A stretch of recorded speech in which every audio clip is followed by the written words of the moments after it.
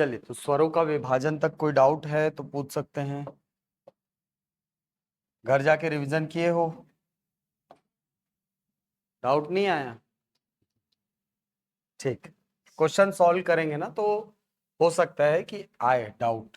ठीक है, और डाउट वैसा नहीं आएगा कि सर ये तो गलत है, नहीं। क्वेश्चन देखिएगा, डाउट आएगा। ठीक,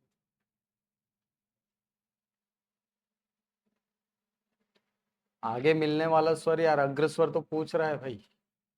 एल के पटेल, ई अग्रस्वर है ना। आगे मिलने वाला मतलब जिह्वा के अग्रभाग का स्वर। ठीक है, चलो। हाँ, अगला हेडिंग डालेंगे, व्यंजनों का विभाजन। स्वरों का विभाजन पढ़ लिए थे ना चारों आधारों पर। हेडिंग डालेंगे, व्यंजनों का विभाजन।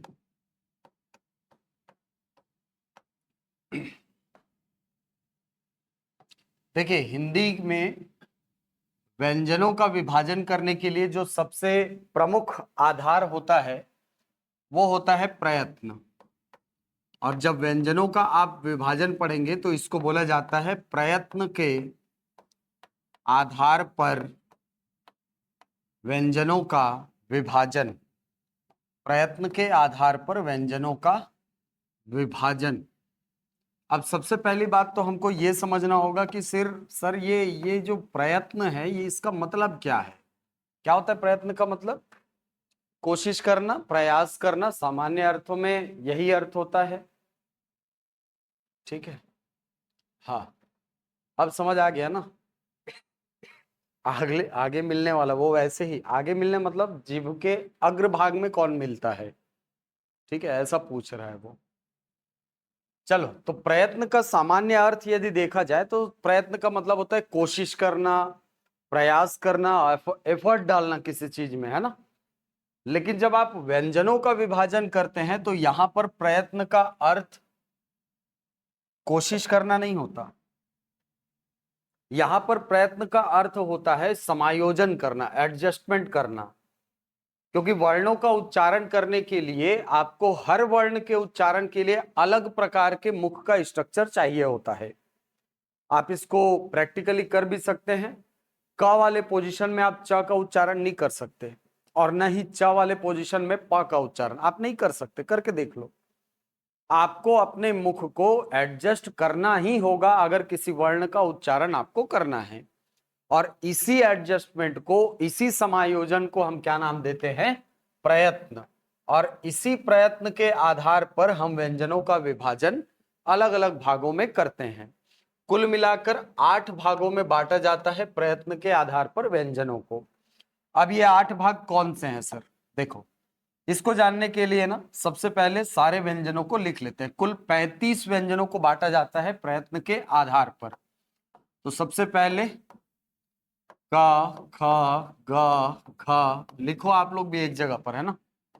फिर चा, छा, ज, झ, इया, टा, ठा, ड, ढ, ण, त, थ, द, ध, न, प, फ, ब, भ, म। ये 25 वर्ण हो गए। इधर 25 वर्ण हो गए। अब ध्यान देना, यार अलावा को कैसे लिखना है। या, र, ल, या के नीचे लिखना व को। ठीक है, इसके बाद श, श, स, हा एक जगह पर, और एक जगह पर रहेगा ड़ और ढ़। ये 35 व्यंजनों के लिए प्रयत्न के आधार पर विभाजन हमको देखने को मिलता है। ये 35 व्यंजनों को बांटा जाता है प्रयत्न के आधार पर। ठीक है, अब सवाल आता है कि सर ये 35 व्यंजन जो है 8 भाग में कैसे बटे हैं। 8 भाग में आपने कहा ना 8 भाग में बटे हैं। ये 8 भाग में कैसे बटे हैं ध्यान देना। सबसे पहले भाग में इन 16 वर्णों को रखा जाता है। ये 4, और नीचे के ये 12 वर्ण हो गए 16। ये 4 और ये 12 कितने हो गए 16 वर्ण। ये सबसे पहले कैटेगरी में। दूसरी कैटेगरी में रखे जाएंगे ये बीच के 4 वर्ण, ये 4 वर्ण दूसरी कैटेगरी में। तीसरी कैटेगरी में आएंगे पंचमाक्षर, ये पांचों वर्ण, ये पांचों वर्ण आएंगे आपके तीसरी कैटेगरी में। तो कुल मिलाकर ये जो 25 वर्ण हैं ये 3 भाग में बटे। ठीक है, अब या और वाह एक कैटेगरी में, या और वाह एक कैटेगरी में। एक कैटेगरी में आएगा आपका र, और एक कैटेगरी में रखा जाएगा ला को। 3 3 6 हो गए 6, 3 यहां से 3 यहां से। ठीक है सर। एक भाग में रखा जाएगा शा शा सा हा इन चारों को, और एक भाग में रखा जाएगा ड़ा और ढ़ा को। हो गए 8। ठीक है, 8 भागों में बांटा जाता है प्रयत्न के आधार पर व्यंजनों को। अब इनका नामकरण करते हैं। देखो, सबसे पहले ये जो 16 वर्ण थे, है ना, इधर पहले देख लो फिर उसके बाद छाप लेना है इसको, है ना, पीडीएफ तो रहेगा ही अपने पास। सबसे पहले ये जो 16 वर्ण नीले डब्बे में हमको दिखाई पड़ रहे हैं, इनको नाम दिया जाता है स्पर्शी व्यंजन। क्या नाम देते हैं आप? स्पर्शी व्यंजन। स्पर्शी व्यंजन कितने हैं हमारे? 16 सर, 16। यहां पर कितने बच्चे, कितने वर्ण है स्पर्शी व्यंजन? 16। और यहीं से खेल चालू हो जाएगा संख्या का। कैसे सर? आपको सामान्य स्थिति में पता है स्पर्शी व्यंजन कितने होते हैं? 25 होते हैं ना। लेकिन एकदम स्पेसिफाई करके पूछ दिया जाए कि प्रयत्न के आधार पर स्पर्शी व्यंजन कितने होते हैं, तो अब हो जाएगा सर 16। समझ आई बात? अंतर कैसे आया, समझ आया? आपको पूछेगा स्पर्शी व्यंजनों की संख्या हिंदी वर्णमाला में कितनी होती है, तो 25 है सर। लेकिन आपको पूछ लेगा प्रयत्न के आधार पर स्पर्शी व्यंजन कितने होते हैं, तो केवल 16 वर्ण स्पर्शी होते हैं सर, प्रयत्न के आधार पर। ओके, हाँ। अब ये जो बीच में 4 वर्ण आपने छोड़े हैं, इनको नाम दिया जाता है स्पर्शी संघर्षी व्यंजन। स्पर्शी संघर्षी व्यंजन इनको नाम दिया जाता है। ये जो पंचमाक्षर आपको दिखाई पड़ रहा है, इन पांचों वर्णों को नाम दिया जाता है नासिक्य व्यंजन। ये नासिक्य व्यंजन है। या और वाह इनको नाम दिया जाता है संघर्षहीन व्यंजन। ये संघर्षहीन व्यंजन है। र का जब आप उच्चारण करेंगे तो र का उच्चारण होता है प्रकंपित, या इसी को नाम दिया जाता है लुंठित व्यंजन। प्रकंपित या लुंठित व्यंजन। ल को कहा जाता है पार्श्विक व्यंजन। पार्श्विक व्यंजन। ल कैसा वर्ण है? पार्श्विक है सर। श श सा हा इन चारों को नाम दिया जाता है संघर्षी व्यंजन। ये संघर्षी व्यंजन है। और ड़ा और ढ़ा इन दोनों वर्णों को नाम दिया जाता है उत्क्षिप्त व्यंजन। तो ये 8 नाम आपको देखने को मिलेंगे। ठीक है, अब एक क्वेश्चन तो एकदम सीधा सीधा है, सीधा सीधा क्वेश्चन है कि प्रयत्न के आधार पर फलाना प्रकार के वर्णों की संख्या कितनी होती है, फलाना प्रकार के वर्णों में कौन आते हैं। ठीक है, जैसे क्वेश्चन आएगा स्पर्शी संघर्षी व्यंजनों के अंतर्गत आते हैं। ठीक है, या आपको पूछ लेगा ऐसा, बढ़िया क्वेश्चन देता है, चा छा जा झा वर्ण हैं, विकल्प में देगा स्पर्शी, विकल्प में देगा संघर्षी, विकल्प में देगा स्पर्शी संघर्षी, और विकल्प में देगा संघर्षहीन। चार ऑप्शन दे दिया, स्पर्शी संघर्षी, स्पर्शी संघर्षी और संघर्षहीन। अब वहां पर आप आंसर स्पर्शी नहीं ले सकते, आपको आंसर क्या लेना होगा? समझ आई बात? वहां पर यह भी नहीं दिया रहेगा कि यह प्रयत्न के आधार पर पूछा जा रहा है, नहीं, वो सीधा पूछेगा च छ ज झ क्या है, और अगर वहां पर आप स्पर्शी लेते हो तो वो गलत हो जाएगा आंसर। क्लियर है बात? ठीक, चल, तो कौन किसके अंतर्गत आता है, संख्या कितनी है, ये तो पहचानना कोई बड़ी बात है नहीं, है ना। संख्या यदि स्पर्शी व्यंजन की पूछ रहा है तो बाकायदा वो मेंशन करेगा कि ये प्रयत्न के आधार पर स्पर्शी वर्णों की संख्या आपसे पूछी जा रही है। ठीक है, वो एकदम स्पेसिफाई करेगा कि प्रयत्न के आधार पर स्पर्शी व्यंजन कितने हैं। तो आंसर वहां पर यदि 16 ले रहा है तो आपको क्वेश्चन में बिल्कुल दिख जाएगा ये शब्द प्रयत्न। लेकिन अगर वो सीधे पूछ रहा है स्पर्शी व्यंजन कितने होते हैं तो आंसर 25 लेना है, 16 मत लेना फिर। ओके, आपको एकदम स्पेसिफाई करके पूछेगा, पर्टिकुलर होकर के पूछेगा प्रयत्न के आधार पर, तभी आपको आंसर क्या लेना है, 16, अदरवाइज 25 ही लेना है। ठीक है, चल, तो स्पर्शी व्यंजन 16 है, नासिक्य व्यंजन 5 है, स्पर्शी संघर्षी 4 है, संघर्षहीन व्यंजन 2 है, प्रकंपित या लुंठित व्यंजन 1 है, पार्श्विक व्यंजन 1 है, संघर्षी व्यंजन 4 है और उत्क्षिप्त व्यंजन 2 है। याद हो गया? ये तो संख्या दिख रही है अपने को। ठीक है सर, अब परिभाषा देखो, ये जो 16 वर्ण हैं इनको आपने नाम दिया है स्पर्शी व्यंजन। क्यों नाम दिया सर?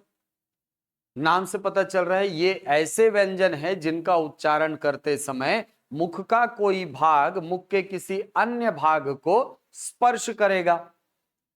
ठीक है, अब इसी को अगर हम प्रयत्न के आधार पर परिभाषित करें तो कैसे होगा सर? ऐसे व्यंजन जिनका उच्चारण करने के लिए मुख के किसी भाग को किसी दूसरे भाग से स्पर्श कराना पड़ता है, स्पर्शी व्यंजन वर्ण कहलाते हैं। आप एडजस्ट कर रहे हो ना, प्रयत्न दिखाना पड़ेगा आपको परिभाषा में। ठीक है, तो ऐसे व्यंजन जिनका उच्चारण करते समय मुख के किसी भाग को किसी दूसरे भाग को स्पर्श कराना पड़े वो कहलाते हैं स्पर्शी व्यंजन।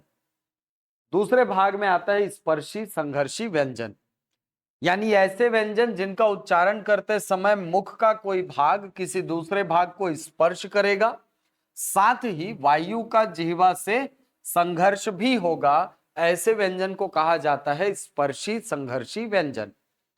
और यही वर्ण क्यों आते सर स्पर्शी संघर्षी में? तो इसका भी कारण है। देखिए, आप यदि इनका उच्चारण स्थल देखें तो ये तालव्य वर्णों में आते हैं, आते कि नहीं? च छ ज झ तालव्य वर्ण है, तालव्य वर्ण है, इसका मतलब आपको इन वर्णों का उच्चारण करने के लिए आपकी जीवा को तालु से टच करना पड़ेगा।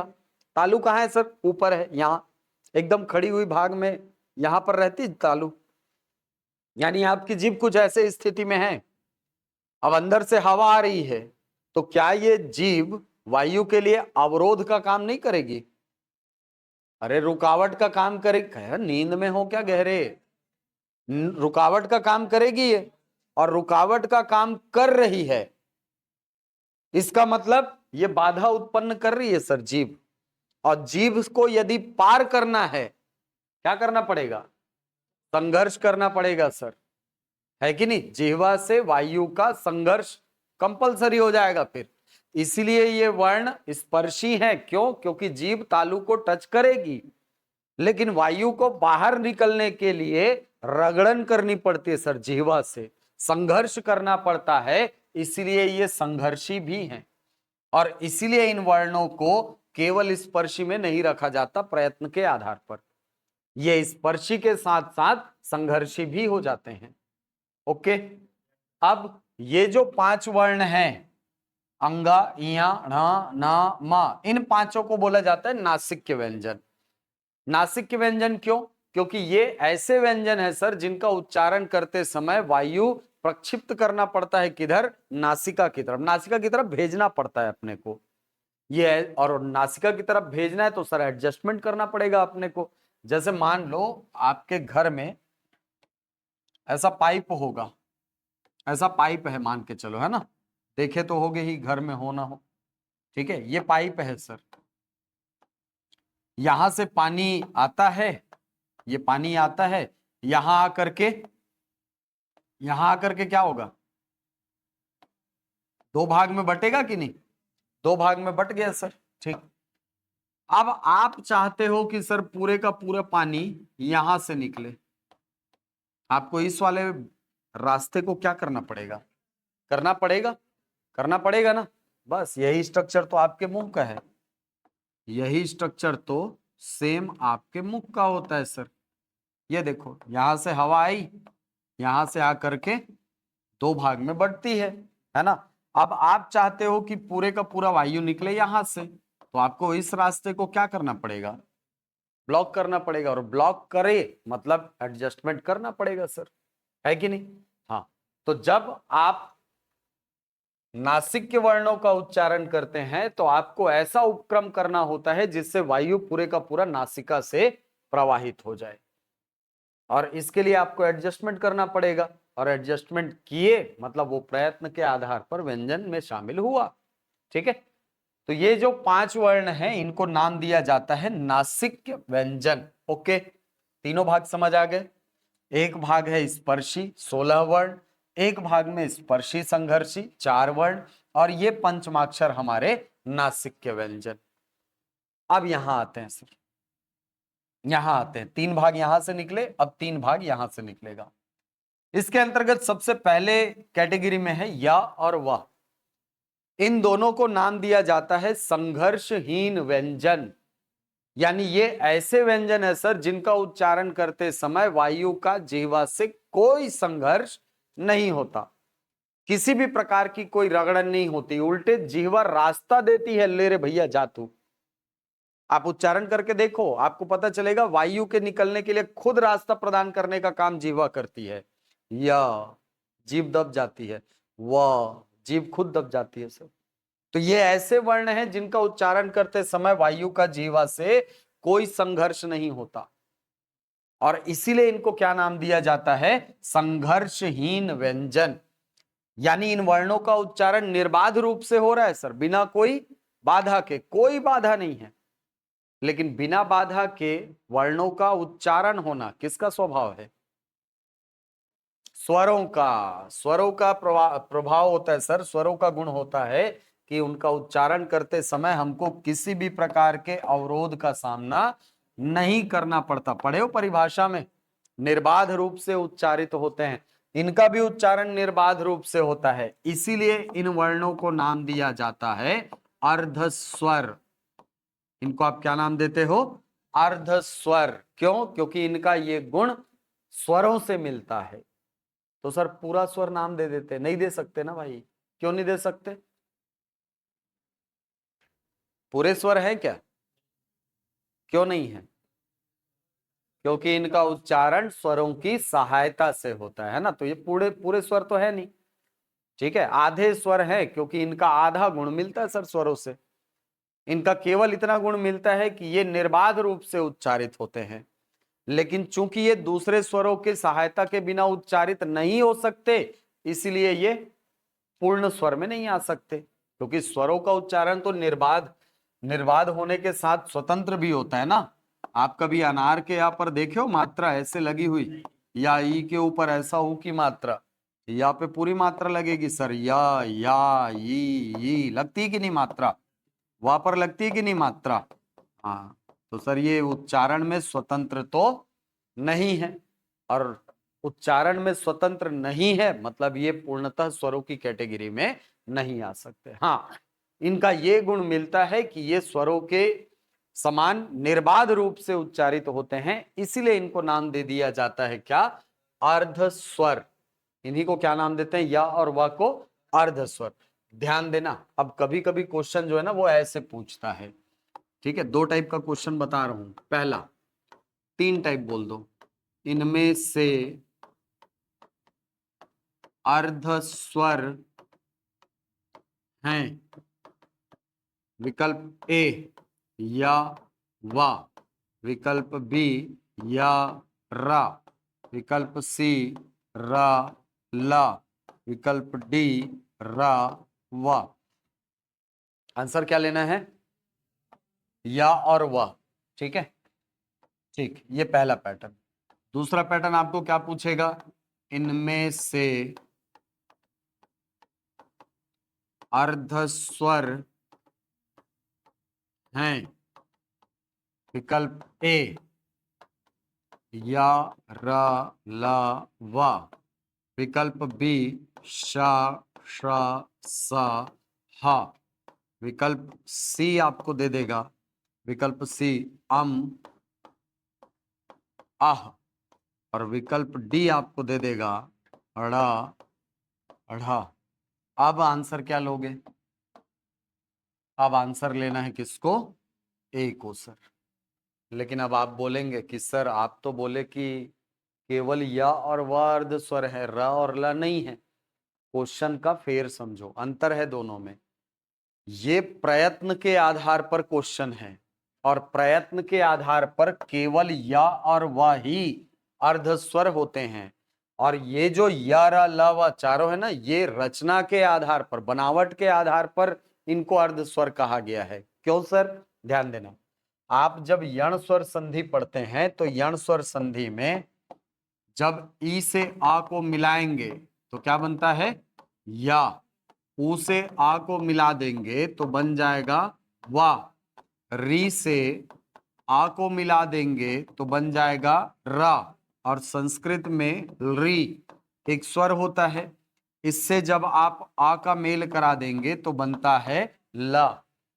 यानी ये ऐसा वर्ण है जिसका निर्माण स्वरों से हो रहा है। देखो, सभी स्वर हैं, ये स्वर है संस्कृत का, है ना?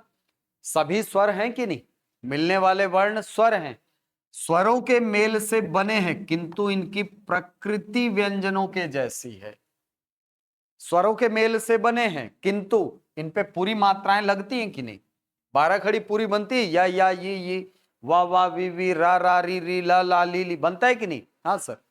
तो ये वर्ण बने स्वरों के मेल से हैं, किंतु इनकी प्रकृति व्यंजनों के जैसी है, इसलिए इनको नाम दिया जाता है चारों को। क्या नाम देते हैं सर? अर्धस्वर। ये प्रयत्न के आधार पर है, या और वा। और ये अर्धस्वर दोनों कंडीशन में पूछ सकता है, लेकिन स्पेसिफाई नहीं करेगा, ये भी बता रहा हूं। एक तीसरा पैटर्न इसी में पूछता है ऐसा, एक क्वेश्चन करेगा आपको,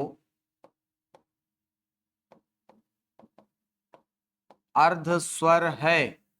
विकल्प ए या, विकल्प बी रा, विकल्प सी वा, विकल्प डी उपर्युक्त सभी। उपर्युक्त सभी आंसर क्या होगा? उपर्युक्त सभी। लेकिन अभी जो क्वेश्चन किया ना वो रचना के आधार पर है, और यहीं पर विकल्प दे देता ए एवं सी दोनों, तो ये विकल्प यदि देता तो समझ जाते ये किसके आधार पर है? प्रयत्न के आधार पर। समझ आ गई कहानी? हाँ, तो ये जो क्वेश्चन है ये पूरा पूरा अर्ध स्वरों पर आधारित है। तो अर्ध स्वर के क्वेश्चन में कभी आपको एकदम लिख करके नहीं देगा किस आधार पर पूछा जा रहा है, वहां सीधा सीधा पूछेगा कौन अर्ध स्वर है और कौन अर्ध स्वर नहीं है। ठीक है वाले पैटर्न में क्वेश्चन आपको ज्यादा मिलेगा, वो आपको डिसाइड करना रहेगा कि ये किस आधार पर हमसे पूछा जा रहा है। ठीक है, वो कॉमन सेंस आपका काम करना चाहिए, और प्रैक्टिस करोगे तब वो डेवलप होगा। ठीक है, चलो समझ आ गया ये इनको क्यों अर्धस्वर बोलते हैं, क्यों संघर्षहीन बोलते हैं। संघर्षहीन इसलिए बोला जाता है क्योंकि ये वर्ण ऐसे हैं जिनका उच्चारण करते समय वायु का जिह्वा से कोई संघर्ष नहीं होता, और संघर्ष नहीं होता इसलिए संघर्षहीन है। इन्हीं को अर्धस्वर कहा जाता है क्योंकि ये स्वरों के समान बिना किसी बाधा के मुंह से बाहर निकलते हैं। ठीक है, यानी किसी भी प्रकार की बाधा का अनुभव आपको नहीं करना पड़ता इन स्वरों, इन वर्णों का उच्चारण करते समय, इसीलिए इनको अर्धस्वर कहते हैं। आगे बढ़ते हैं। अब ये जो वर्ण है हमारा र, इसको नाम दिया गया है प्रकंपित या लुंठित व्यंजन। तो प्रकंपित नाम से पता चल रहा है कंपन शब्द से बना है। ऐसा व्यंजन जिसका उच्चारण करते समय जिह्वा कंपित हो, है ना, ऐसा व्यंजन जिसका उच्चारण करते समय जिह्वा कंपित हो, जिह्वा कांपे, ऐसे वर्ण को कहा जाता है प्रकंपित वर्ण। और र का उच्चारण करो, जिह्वा कांपेगी, जिह्वा कांपती है इस वर्ण का उच्चारण करते समय। जा जा जा नीचे जा, जा जा जा नीचे जा, मुंह धो के आ, चल। सोते नहीं है इसका रात में? दवाई खाया? क्या चीज का यार? अरे वायरल फैल रहे, अरे भाई बैठ जाओ, गर्म पानी पी अभी, जाने महुल धरे रही भाई, अभी जौहर कर दे रही से 4 दिन में, खटिया टोरवा है 4 दिन। ठीक है, हाँ चलो ध्यान रखो भाई, अभी वायरल बहुत तेजी से फैल रहा है रायपुर में। और पानी वानी पी रहे हो ना, बॉईल करके पियो, ठीक है, पानी बॉईल करके पियो, अभी बहुत टाइफाइड वाइफाइड के बहुत केस आ रहे हैं। ठीक है, हाँ चलो। तो प्रकंपित वर्ण, प्रकंपित इसको इसलिए कहा जाता है क्योंकि ये ऐसा वर्ण है जिसका उच्चारण करते समय जिह्वा में कंपन होगा। ठीक है, जिह्वा के आधार पर जब परिभाषित करोगे तो ये क्या है? प्रकंपित वर्ण है सर। इसी वर्ण को नाम दिया जाता है लुंठित व्यंजन। क्यों सर? देखो, लुंठित शब्द का मतलब होता है लुढ़कना, लुढ़कना। तो ऐसा व्यंजन जिसका उच्चारण करते समय वायु लुढ़कते हुए मुंह से बाहर निकले, उसको कहा जाएगा लुंठित व्यंजन। ठीक है, यानी आप जब जिह्वा के आधार पर र को परिभाषित कर रहे हो तो यह प्रकंपित है क्योंकि जिह्वा कांप रही है, और लुढ़कते हुए मुंह से हवा बाहर आ रही है, बाहर आ रही है ना हवा, तो हवा के आधार पर जब परिभाषित करोगे तो ये लुंठित व्यंजन है। अब कैसे लुढ़कते हुए बाहर आती है सर? अच्छा, कभी आपने आटा चक्की देखा है क्या? आटा चक्की में ऐसे 2 शाफ्ट लगा होता है, देखे होगे, है कि नहीं? ये बेल्ट लगा है, बेल्ट लगा है सर। आटा चक्की को घूमते हुए देखे हो? आटा चक्की जब घूमता है ना, तो ध्यान देना, ऐसे स्ट्रेट नहीं घूमता। ऐसे स्ट्रेट घूमता है नहीं, आटा चक्की का पट्टा ऐसे घूमता है। मतलब 2 टाइप का मोशन होता है, 2 टाइप की गति होती है उसमें। एक तो स्ट्रेट सीधे सीधे, दूसरा वो अपने जगह पर ऊपर नीचे ऐसे करके आगे बढ़ता है कि नहीं? देखे हो? हाँ। अब मान लो ये आटे का पट्टी, ये आटा चक्की का जो पट्टा है ये ऐसे घूम रहा है, ठीक। अब मैं इसके ऊपर ना कोई वस्तु रख देता हूं, ये वस्तु रख दिया मैंने। अब इस वस्तु की गति कैसे होगी? स्ट्रेट होगी क्या? वो भी पट्टे के साथ ऊपर नीचे होगा, होगा कि नहीं? हाँ सर। सेम यही चीज होता है हवा के साथ, सेम यही चीज हवा के साथ होता है। कैसे सर? आप जब र का उच्चारण करते हैं तो आपकी जीभ कांप रही है, जीभ कांप रही है, अंदर से आ रही है कौन? हवा। हवा इस कांपते हुए जीभ के संपर्क में जैसे ही आती है ये भी नाचने लगती है, और नाचते नाचते मुंह से बाहर। इसीलिए आपने कहा कि यह वर्ण ऐसा है जिसका उच्चारण करते समय वायु लुढ़कते हुए मुंह से बाहर निकलती है। लुंठा का मतलब होता है लुढ़कना। तो ऐसा व्यंजन जिसका उच्चारण करते समय वायु लुढ़कते हुए मुंह से बाहर निकले, उसको कहा जाता है लुंठित व्यंजन। तो रा क्या है? प्रकंपित भी है और लुंठित भी है, ध्यान रहेगा। आप जब जीभ के आधार पर इसकी परिभाषा दोगे तो ये प्रकंपित है, और जब इसको वायु के आधार पर परिभाषित किया जाएगा तो यही वर्ण क्या हो जाएगा? लुंठित हो जाएगा। ठीक, अगला, अगला वर्ण है हमारा ला। ला को आपने नाम दिया है पार्श्विक व्यंजन। क्यों सर पार्श्विक व्यंजन क्यों? पार्श्विक शब्द बना है पार्श्व शब्द से, और पार्श्व का मतलब आजू बाजू, अगल बगल। ठीक है, अगल बगल के हिस्से को क्या बोला जाता है? पार्श्व। ये मेरा दाहिना पार्श्व, ये मेरा बायां पार्श्व। पार्श्व मतलब आजू बाजू, साइड। जब आप ल का उच्चारण करेंगे, ल का उच्चारण करते समय वायु जिह्वा के ऊपर से नहीं आती, जिह्वा के पार्श्व भाग से बाहर निकलती है। क्यों सर? आप जब जीव इसका उच्चारण करेंगे ना ल का, तो आप देखना जीभ कुछ इस प्रकार का स्ट्रक्चर बनाएगा, इस प्रकार का, और वायु यहां से घुस के इधर से बाहर।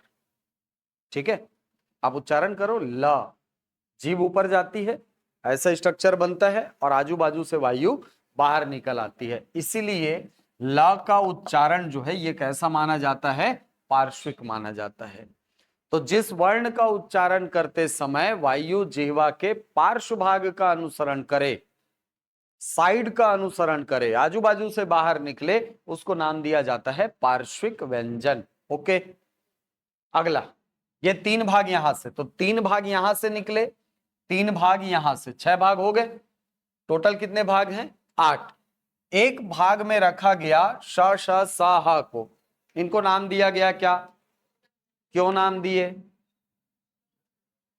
क्यों नाम दिए, क्योंकि ये ऐसे व्यंजन है जिनका उच्चारण करते समय वायु का जिह्वा से संघर्ष होगा, और इसी संघर्ष के परिणाम स्वरूप उष्मा उत्पन्न होती है। सर इसलिए तो इनको उष्म व्यंजन बोलते हो, उष्म व्यंजन बोलते हो ना, क्यों, क्योंकि इनका उच्चारण करते समय उष्मा उत्पन्न होती है, और वो उष्मा कहां से आती है, जिह्वा और वायु के संघर्ष के कारण।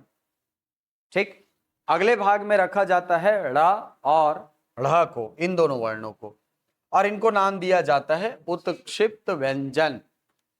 ये ऐसे व्यंजन है जिनका उच्चारण करते समय आपको अपनी जीभ को मोड़ना पड़ता है। उत्क्षिप्त का मतलब होता है मुड़ा हुआ, तो ऐसा व्यंजन जिसका उच्चारण करते समय जिह्वा को मोड़ना पड़े, उत्क्षिप्त व्यंजन कहलाता है। ये दोनों वर्ण उत्क्षिप्त व्यंजन में आते हैं। क्लियर यहां तक, ये 8 प्रकार के हमारे व्यंजन। ठीक है, तो प्रयत्न के आधार पर व्यंजनों को कितने भागों में बांटा गया, 8 भागों में। अब ध्यान देना, जब व्याकरणिक संक्रियाओं में आप आगे बढ़ते हैं तो प्रयत्न को ही आप आगे जाकर के 2 भाग में बांटते हो, यानी एडजस्टमेंट ही 2 प्रकार का होता है ऐसा माना जाता है। प्रयत्न 2 प्रकार का सर, यानी आपको किसी वर्ण का उच्चारण करते समय अपने मुख को 2 बार एडजस्ट करना होता है, एक बार नहीं 2 बार एडजस्ट करना होता है। कब कब, पहला, जब वर्ण का उच्चारण न किया गया हो, बस उच्चारण करने ही वाले हो, तब आपको एक बार मुंह का स्ट्रक्चर बनाना होगा। जैसे आपको अगर क का उच्चारण करना है तो उच्चारण के जस्ट मिली सेकंड पहले देखो आप अपने मुंह को एडजस्ट कर चुके होते हो, है कि नहीं, बोल के देखो, उसके पहले एडजस्ट करना पड़ता है। आपको अगर प बोलना है तो पहले होठ को मिला के रखना पड़ेगा, ये एक प्रकार का एडजस्टमेंट है। तो वर्णों का उच्चारण करने के पहले जो एडजस्टमेंट होता है उसको बोला जाता है बाह्य प्रयत्न,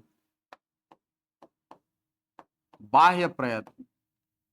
और दूसरा, जब वर्णों का उच्चारण समाप्त करना हो, जब वर्णों का उच्चारण समाप्त करना होता है तो उस समय एक एडजस्टमेंट होता है जिसको बोला जाता है आभ्यंतरिक प्रयत्न,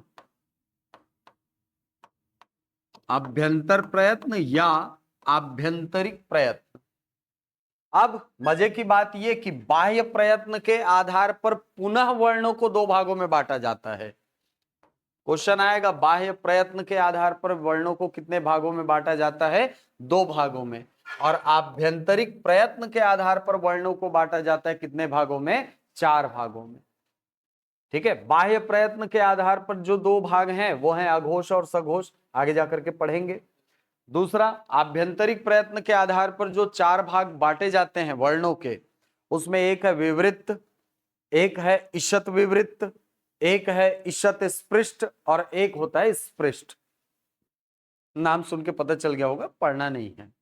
ठीक है, 4 प्रकार होते हैं, बस इतना ध्यान रखना। आभ्यंतरिक प्रयत्न के आधार पर कितने भाग, कितने प्रकार होते हैं, 4 प्रकार, ध्यान रखना।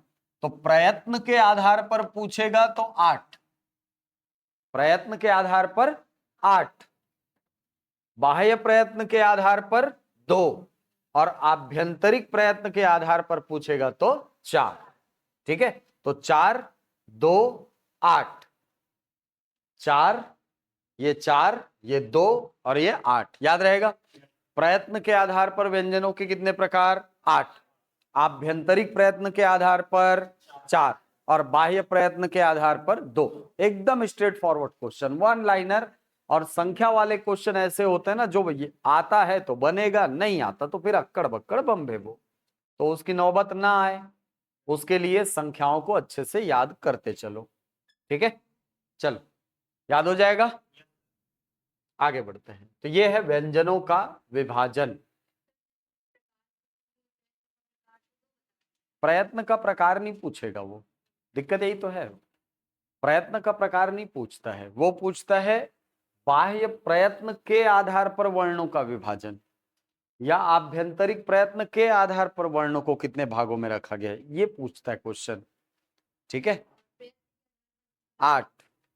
हाँ, प्रयत्न के आधार पर बोलेगा तो 8, बाह्य प्रयत्न के आधार पर बोलेगा तो 2, और आभ्यंतरिक प्रयत्न के आधार पर बोलेगा तो 4। ये संख्या याद रखना।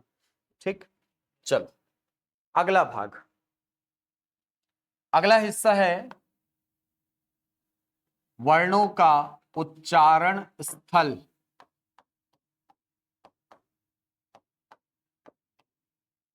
उच्चारण स्थल, मैंने आपको कहा था कि वो 5 वर्गों के उच्चारण स्थल याद कर लेना। याद हो गए हैं? क वर्ग, च वर्ग, ट वर्ग, त वर्ग, प वर्ग याद हो गया है? चलो देखते हैं। क वर्ग, सबसे पहले क वर्ग का उच्चारण कहां से होता है? कंठ से होता है सर, बहुत बढ़िया। च वर्ग कहां से उच्चारित होता है? तालु से होता है सर, ठीक है। ट वर्ग कहां से होता है? दंत से, मूर्धा से होता है सर। फिर त वर्ग कहां से होता है? दंत से होता है सर। और प वर्ग कहां से होता है?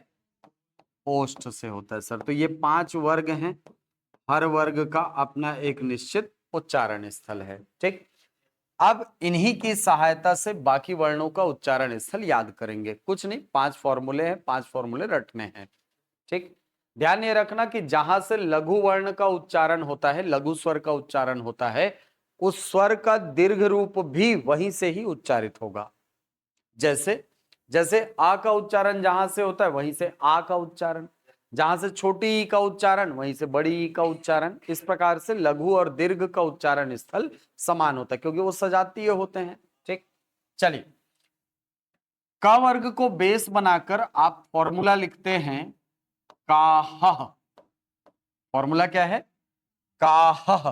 मतलब क्या है सर? मतलब ये कि जहां से क वर्ग का उच्चारण होता है वहीं से, अब कौन सी मात्रा लगी है क में? आ की मात्रा, मतलब आ और आ दोनों। इसके अलावा हा और विसर्ग, ये सभी वर्ण उच्चारित होंगे कहां से? कंठ से। ठीक है, तो पहला फॉर्मूला है काह, क वर्ग, आ और आ, हा और विसर्ग, ये सभी वर्ण कंठ से उच्चारित होने वाली ध्वनियां हैं। इसके बाद दूसरा वर्ग है च वर्ग। च वर्ग के लिए बेस बनाएंगे, यानी फॉर्मूला बनाएंगे चीयश। क्या बनेगा फॉर्मूला? चीयश। मतलब क्या हुआ सर?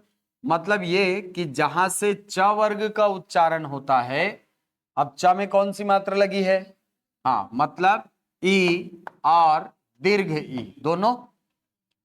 इसके अलावा या और शक्कर का शा, ये सभी उच्चारित होंगे कहां से? तालु से। तालु से उच्चारित होंगे सर। ट वर्ग के लिए बेस बनाएंगे ट वर्ग को, यानी ट वर्ग के लिए फॉर्मूला बनेगा ट श्रीर। क्या है फॉर्मूला? ट श्रीर। थोड़ा कठिन है लेकिन याद होना चाहिए। क्या है फॉर्मूला? ट श्रीर, मतलब ट वर्ग। ट वर्ग, षटकोण का श दिखाई दिया, ऋषि का री दिखाई पड़ा, और रस्सी का र, ये सभी वर्ण उच्चारित होंगे कहां से? मूर्धा से। ट वर्ग, षटकोण का श, ऋषि का री और रस्सी का र, ये सभी वर्ण मूर्धन्य वर्णों के अंतर्गत आते हैं।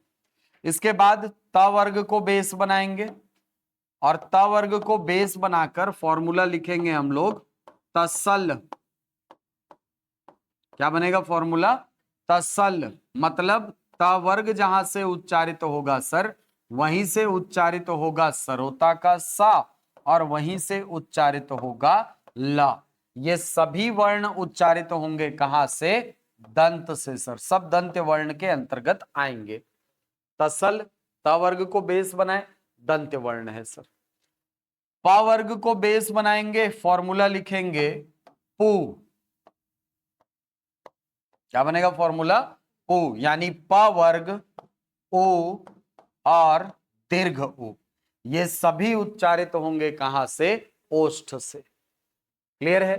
तो 5 वर्ग हैं और इन वर्गों के आधार पर वर्णों का उच्चारण स्थल हमको याद करना है सर। तो कैसे भी करके याद करो, याद होने से मतलब आप काह बोलो हाकह बोलो, जो करना है करो, याद होने से मतलब है। एग्जाम में ये नहीं होना चाहिए कि सर आप पढ़ाए थे लेकिन ये याद नहीं आया एग्जाम हॉल में, फिर देख रहा फिर बताता हूं तुम लोग को एग्जाम होने के बाद, क्योंकि ये ऐसा टॉपिक है जिससे क्वेश्चन आना ही आना है, पहले बता रहा हूं। ठीक है, आना ही आना है, और इसका क्वेश्चन नहीं बना तो फिर सोच लिए रहना। ठीक है, 5 फॉर्मूले हैं, काह, चीयश, तश्रीर, तसल, पू। याद हो गया? ठीक सर। अभी भी ना हमको कुछ वर्ण यहां पर दिखाई नहीं दे रहे हैं सर। क्या वर्ण नहीं दिख रहा है सर? ए आए दिख रहा है क्या? ओ आओ दिख रहा है क्या? वा दिख रहा है क्या? हाँ, तो इनको याद करना है सर, बाकी वर्ण छोड़ दोगे चलेगा, इनको पढ़ना है। देखो, ए का निर्माण कैसे होता है? आ और ई के मेल से होता है कि नहीं? होता है ना, सुरधन इंद्र सुरेंद्र बनता है। हाँ सर। आ का उच्चारण कहां से होता है? यहां देखो ना, कंठ है। ई का उच्चारण तालु, तो सर ए के उच्चारण में कंठ भी शामिल है और तालु भी शामिल है, इसीलिए एक ऐसा वर्ण है कंठ तालव्य। और सर अगर ए कंठ तालव्य है तो ऐ भी क्या हो जाएगा? समान उच्चारण स्थल। ठीक है, वैसे ही ओ का उच्चारण देखो, ओ का उच्चारण जो है ये आ और उ के मेल से होता है, सूर्यधन उदय सूर्योदय बनता है। आ का उच्चारण स्थल होता है कंठ और उ का उच्चारण स्थल होता है ओष्ठ, यानी ओ के उच्चारण में कंठ भी शामिल और ओष्ठ भी शामिल, इसीलिए ओ क्या है? कंठोष्ठ ध्वनि है सर। और ओ अगर कंठोष्ठ है तो औ भी कंठोष्ठ होगा। ओके, तो ए का उच्चारण क्या है? ए का उच्चारण कंठ तालव्य और ओ का उच्चारण कंठोष्ठ है सर, याद रहेगा। वा का उच्चारण किसी नियम से नहीं बनेगा, इसको याद रखना पड़ेगा सर। वा जो होता है ये दंतोष्ठ ध्वनि का उच्चारण है, उदाहरण है ना। वा कैसा वर्ण है? दंतोष्ठ वर्ण है, वा दंतोष्ठ है।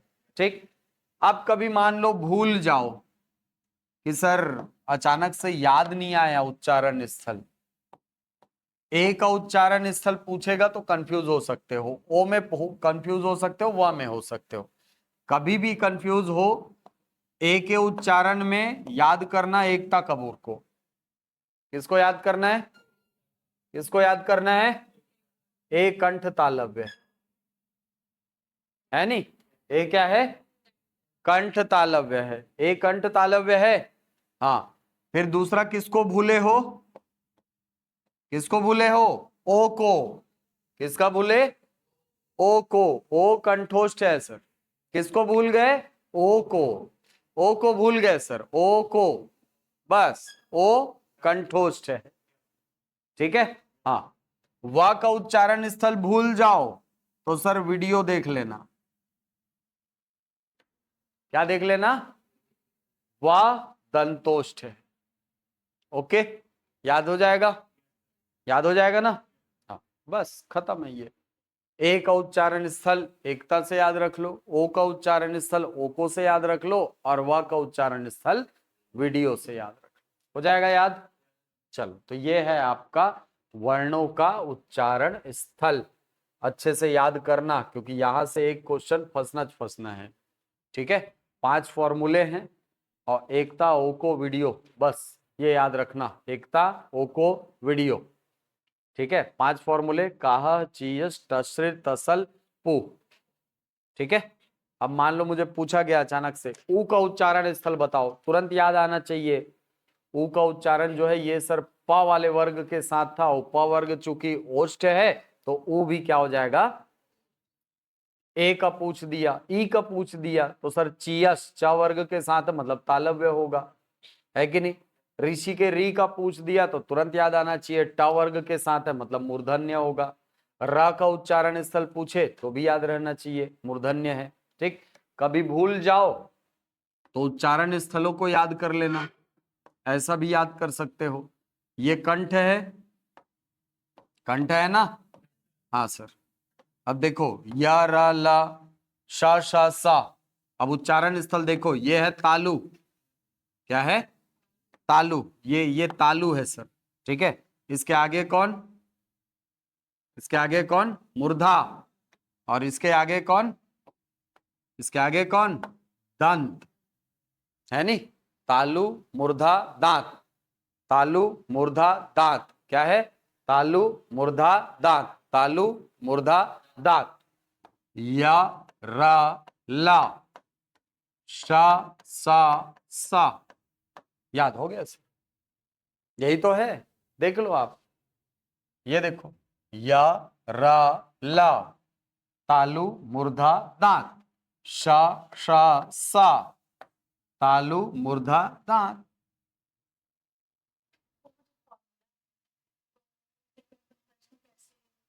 क्या क्वेश्चन आएगा सीधा, री का उच्चारण स्थल बताओ, री का उच्चारण स्थल ये देखो, याद आना चाहिए, ये देख के, किताब में नहीं लिखा है ये आप लोग को याद करवाने के लिए मैंने बनाया है इसको, ठीक है। आप लोग को याद हो जाए करके मैंने बनाया, नहीं तो पूछता है ए का उच्चारण स्थल, ओ का उच्चारण स्थल, आप लोग से बनता नहीं था, ठीक है। तो आप लोगों के लिए ये बनाया गया है, अगर सीधे सीधे याद होता है सीधे सीधे याद करो, मुझे कोई आपत्ति नहीं। मेरा अल्टीमेट उद्देश्य है आपका क्वेश्चन एग्जाम में छूटना नहीं चाहिए, समझ आ रही बात। मैं तो ये बोलता हूँ पूरा हिंदी व्याकरण आपको अगर लगता है कि आप अपने तरीके से बना के पढ़ सकते हो, आप अपने तरीके से पढ़ो, पूरी स्वतंत्रता। मेरी क्लास में कोई ऐसा नहीं कि मैं जैसे पढ़ा रहा हूं वैसे ही पढ़ो, नहीं। हाँ ये है कि मैं अगर जिस तरीके से पढ़ा रहा हूं उस तरीके से पढ़ोगे ना तो बेस मजबूत होता जाएगा, फिर उस कितनी ऊंची लंबी इमारत खड़ी करो कोई दिक्कत नहीं, ठीक है। अपने तरीके से पढ़ोगे ना तो कई बार बेसिक चीजों में भूल हो जाती है, ठीक है, तो कई बार गलतियां होती हैं तो फिर समाधान नहीं मिलता है खुद से करने पर, ठीक है। चल ये फॉर्मूला नहीं भी याद करोगे ना तो चलेगा, मुझे कोई दिक्कत नहीं है, लेकिन मान लो पूछ दिया या का उच्चारण स्थल क्या है, तो अचानक से सडन याद नहीं आता है ना, तो उसके लिए मैंने कहा ये फॉर्मूला याद कर लो। या आता है च वर्ग के साथ, तो च वर्ग चूंकि तालव्य है तो यह भी तालव्य वर्ण है, ठीक है। चलो तो ये है आपके वर्णों का उच्चारण स्थल। अगला हेडिंग डालेंगे प्राणत्व के आधार पर वर्णों का विभाजन।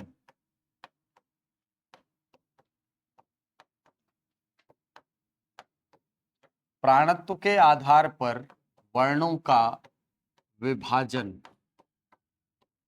अब चूंकि हम प्राणत्व के आधार पर वर्णों का विभाजन कर रहे हैं तो सबसे पहले हमको किस शब्द का मतलब पता होना चाहिए, प्राणत्व का, है ना। प्राणत्व शब्द का, प्राणत्व शब्द जो है ये बना है प्राण शब्द से, और प्राण का मतलब होता है श्वास या वायु, प्राण या वायु, ठीक है। प्राण का मतलब होता है वायु या तो हवा, आसान शब्दों में कहें या श्वास बोल सकते हो, ठीक है। अब प्राणत्व के आधार पर या इसी को ना, इसी को बोल देता है वर्णों के उच्चारण में वायु प्रवाह के आधार पर, है वही वायु प्रवाह मतलब वायु के आधार पर बांट रहा है, ठीक।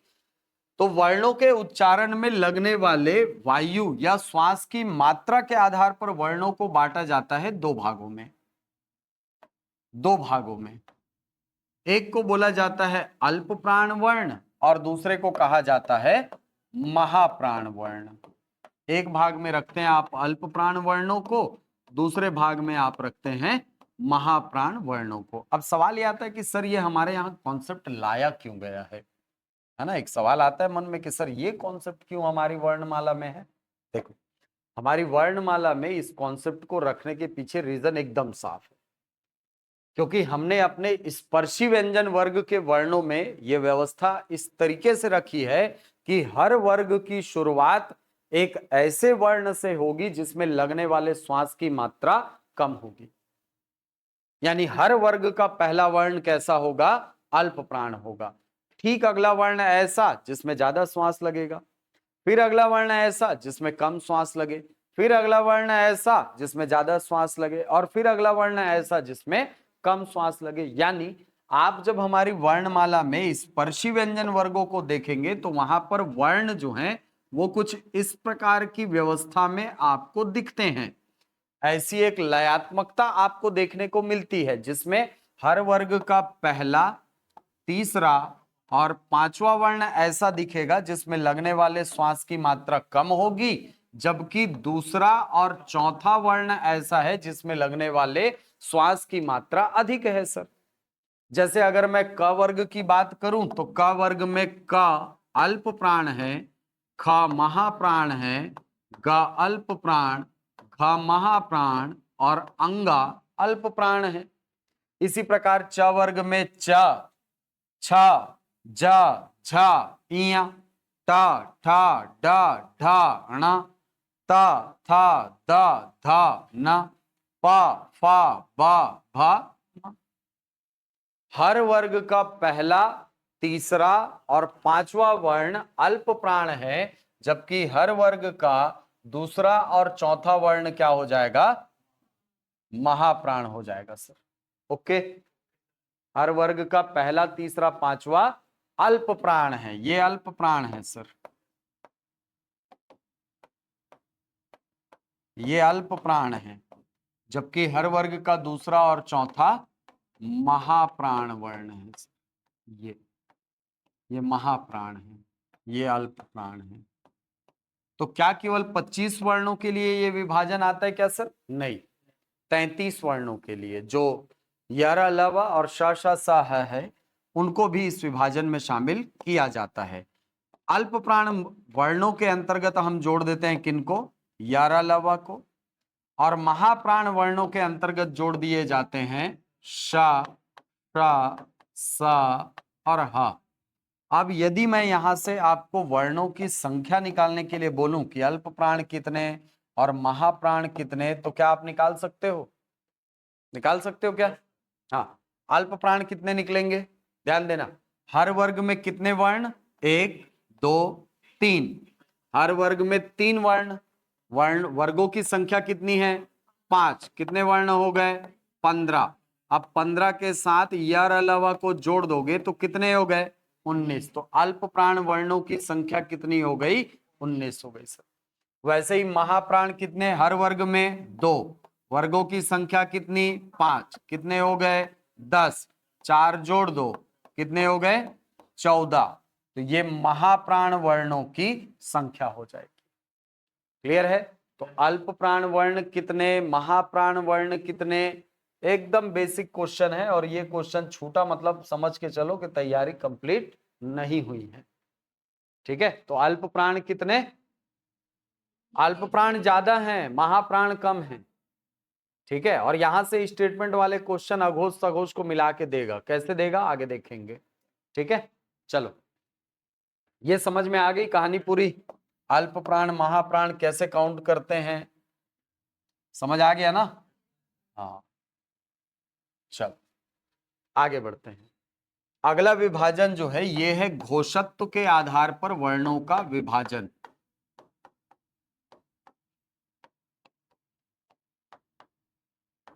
घोषत्व के आधार पर वर्णों का विभाजन।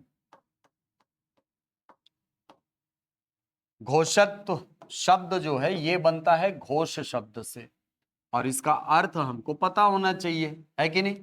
हाँ, तो घोषत्व जो शब्द है इसका मतलब होता है हमारे वोकल कॉर्ड में, हमारे स्वर यंत्र में होने वाला कंपन।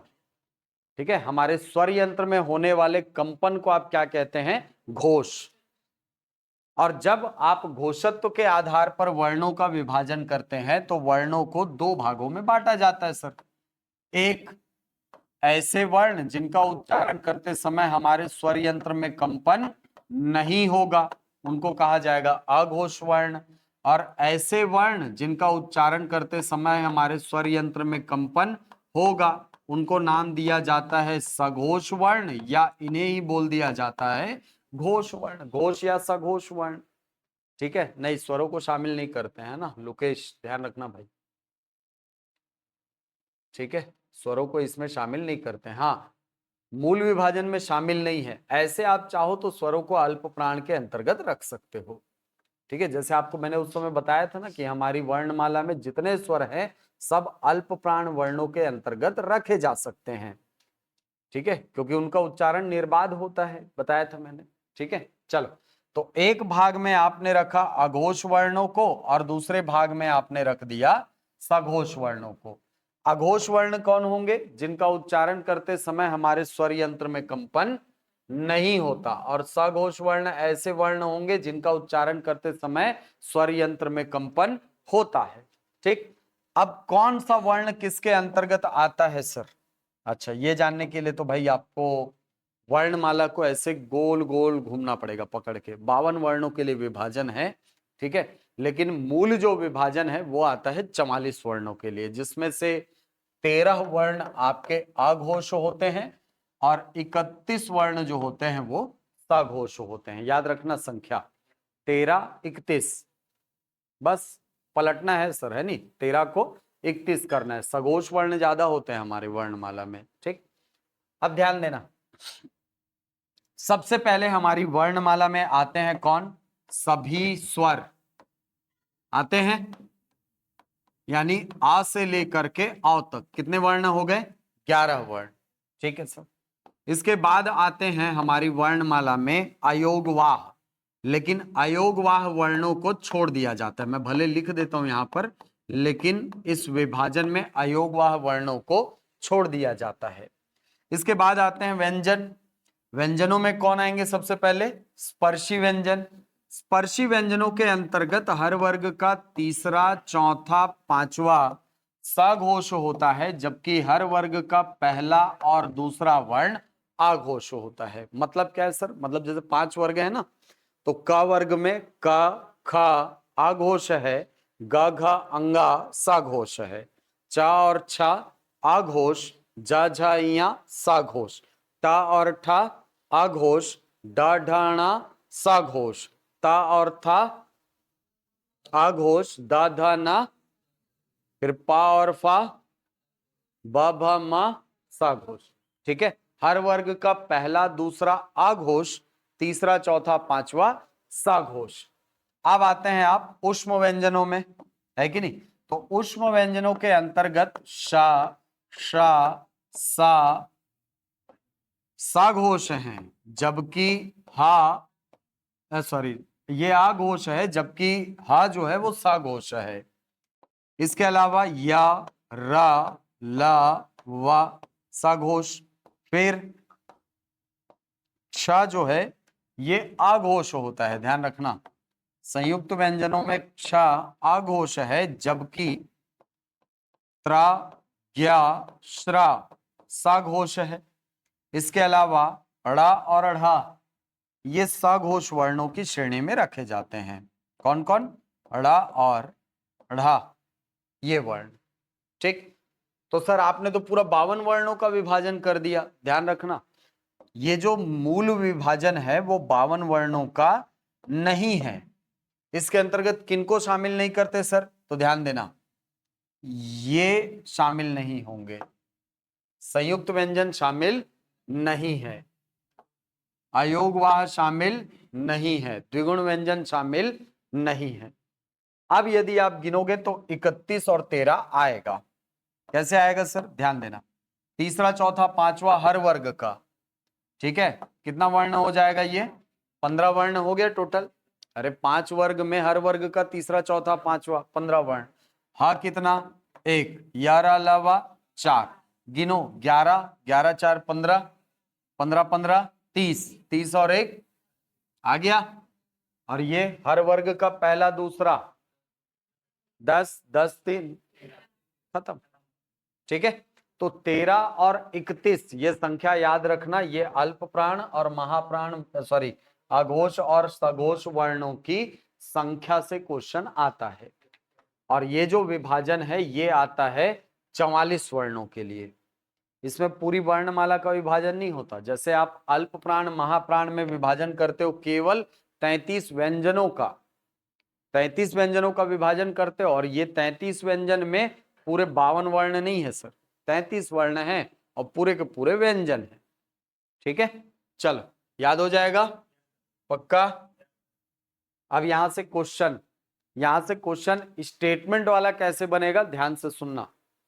देखो, अल्प प्राण वर्ण, महाप्राण वर्ण, अघोष वर्ण, सघोष वर्ण, संख्या उठा के क्वेश्चन करेगा। कैसे करेगा ध्यान से सुनना।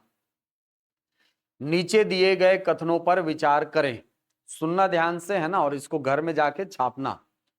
पहला, अल्प प्राण वर्णों की संख्या महाप्राण वर्णों से अधिक है। कथन 2, अल्प प्राण वर्णों की संख्या महाप्राण वर्णों से कम है। विकल्प 3, महाप्राण वर्ण अघोष वर्णों की संख्या अघोष वर्णों की संख्या सघोष वर्णों से कम है, अघोष वर्णों की संख्या सघोष वर्णों से अधिक है। नीचे दिए गए विकल्पों में से उत्तर का चयन करें। 1 और 2, 1 और 3, 2 और 4, 2 और 3। समझ आ रही बात? ठीक है, ऐसे स्टेटमेंट वाला क्वेश्चन यहां से बन सकता है। और अगर आपको संख्या पता है तभी बनेगा, नहीं तो फिर हर हर गंगे, है नहीं, माफ करो भगवान, नहीं बनेगा, क्वेश्चन छूट जाएगा।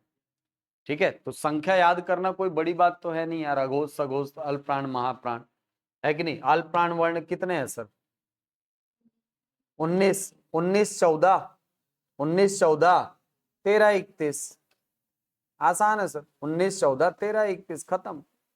ठीक है, याद हो जाएगा पक्का। हाँ, यहां से एक क्वेश्चन का पैटर्न ऐसा भी देखो, एक सीधा सीधा पैटर्न रहेगा। क्या पूछेगा आपको? इनमें से कौन अघोष है, इनमें से कौन सघोष है, कौन अल्प प्राण है, कौन महाप्राण है। 4 विकल्प देगा, एक एक वर्ण या दो दो वर्ण का जोड़ा दे देगा आपको। ठीक, एक क्वेश्चन ऐसा भी पूछता है, ध्यान रखना। जैसे आपको पूछ लेगा कि ड है, अब विकल्प देगा अल्प प्राण अघोष है,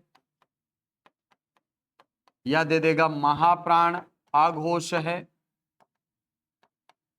सी दे देगा अल्प प्राण सघोष है, या दे देगा महाप्राण सघोष है। ठीक है, हाँ अभी बना है, अभी बन जाएगा, अभी 2 दिन तक तो बढ़िया बनेगा, है नहीं। 3 दिन बाद या अगले मंडे को पूछूंगा ना तो सब बुक बोका दोगे। क्या है सर ये, क्या पढ़ाए भी हो क्या? ऐसा सुना सुना तो लग रहा है सर, लेकिन याद नहीं आ रहा है। कभी भी ऐसा क्वेश्चन आए, है ना, तो इसको सॉल्व करने का तरीका बता रहा हूं। ये ऐसा खींच लेना, ठीक है, दूसरे वर्ण के तुरंत बाद एक खड़ी लाइन खींच लेना। ठीक, ऊपर की तरफ जितने वर्ण दिखेंगे आपको सब महाप्राण है सर, ऊपर की तरफ। ठीक है, नीचे की तरफ दिखेंगे वो क्या है? अल्प प्राण है। ओके सर, ठीक। इधर जो दिखेंगे सघोष हैं, और इधर जो दिखेंगे वो, ओके, इतना हो गया।